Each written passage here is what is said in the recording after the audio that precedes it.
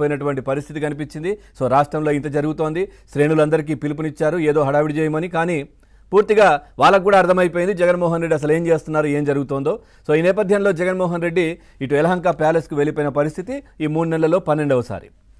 So మనం చర్చలోకి వెళ్దాం. పాల్గొంటున్నారు చర్చలో ఇటు రాజకీయ విశ్లేషకులు సీనియర్ జర్నలిస్ట్ సత్యమూర్తి గారు లైవ్లో సిద్ధంగా ఉన్నారు. నమస్తే అండి. అట్లాగే ఇటు టీడీపీ పార్టీ జాతీయ అధికార ప్రతినిధి తిరునగరి జ్యోత్స్న గారు కూడా లైవ్లో సిద్ధంగా ఉన్నారు. ఇద్దరికి నమస్తే అండి.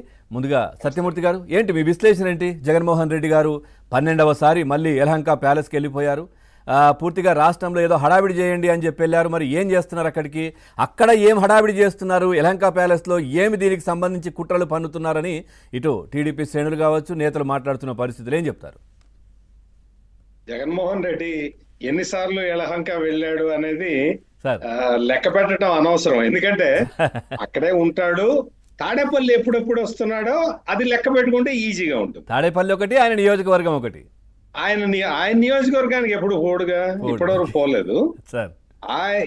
జగన్మోహన్ రెడ్డికి ఏంటంటే పాపం ఇవన్నీ కూడా ఒకవైపు ఆ ఇసుక కుంభకోణంలో దొరికి వాళ్ళు ఏదో అప్రూవల్ గా మారుతున్నారు చాలా మంది. ఇప్పుడు అంతకుముందు మద్యం కుంభకోణంలో జరిగింది. ఇవన్నీ కూడా మొత్తం అంటే ఆ జగన్మోహన్ రెడ్డికి ఇటువంటి కేసులు కొత్త కాదు. మనం ఏదైనా కంగారు పడతాం కానీ జగన్మోహన్ రెడ్డి అట్లా కంగారు పడడు. ఎందుకంటే దాదాపుగా 11 సంవత్సరాల నుంచి కూడా ఆ బెయిల్ మీద ఉన్న వ్యక్తికి భయం ఏముంటుంది? కోర్టులు అంటే భయం ఉంటుందా, లేకపోతే పోలీసులు అంటే భయం ఉంటుందా, కేసులు అంటే భయం ఉంటుందా, సిబిఐ అంటే భయం ఉంటుందా, ఎన్ఫోర్స్మెంట్ డైరెక్టరేట్ అంటే భయం ఉంటుందా? ఇతనికి ఎవరంటే కూడా భయం ఉండదు. ఎందుకు అంటే తన దగ్గర ఉన్న డబ్బులతోటి ఏ వ్యవస్థనైనా మేనేజ్ చేయొచ్చు అనే ఒక ధైర్యం మాత్రమే ఉన్నది. అందుకనే జగన్మోహన్ రెడ్డి ఇప్పటి వరకు ఏంటి అంటే ఫస్ట్ అధికారంలోకి వచ్చిన తర్వాత కుల వ్యవస్థతోటి తగాదా పెట్టుకున్నాడు.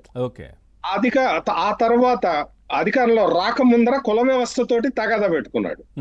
అధికారంలోకి వచ్చిన తర్వాత న్యాయ వ్యవస్థతో తగాదా పెట్టుకున్నాడు. పరిపాలనా వ్యవస్థ మొత్తాన్ని కబ్జా పెట్టుకున్నాడు. ఈ మొత్తం అంటే ఇంకా ఏ వ్యవస్థలు ఉన్నాయి? ఇప్పుడు 4th ఎస్టేట్ అయిన మన సంగతి మనకు తెలిసిందే. అసలు ఎంత దారుణంగా చేశాడు. ఒక సాక్షి పేపర్ ని బతికించుకోవటానికి, సాక్షి పేపర్ ని ప్రచారం చేసుకోవటానికి అందులో ఎంత నీచంగా ప్రవర్తించాడు అనేది మనందరికీ జర్నలిస్టులుగా మనందరికీ తెలుసు. అంటే అన్ని వ్యవస్థలని నాశనం చేసిన నేను మత వ్యవస్థని, హిందూ మత వ్యవస్థని నేను నాశనం చెయ్యలేనా అన్న ఒక్క పాయింట్ దగ్గర వచ్చి ఆగి జగన్మోహన్ రెడ్డి ఈ కార్యక్రమాలన్నీ మొదలు పెడుతున్నాడు. మొత్తం హిందువుల మత విశ్వాసాలని ఎట్లా దెబ్బకొట్టాలి అంటే ఆయన దగ్గర ఆయన చుట్టుపక్కల కొంతమంది ఉన్నారు కదా, పేర్ని నాని, కొడాలి నాని, ఈ వల్లభనేని వంశీ లాంటి వాళ్ళు ఉన్నారు కదా, వీళ్ళందరినీ రోజా ఇంకా ఇప్పుడు కొత్తగా వస్తున్నారు ఈ శ్రీరెడ్డి, పోసాని కృష్ణమురళి. ఇప్పుడు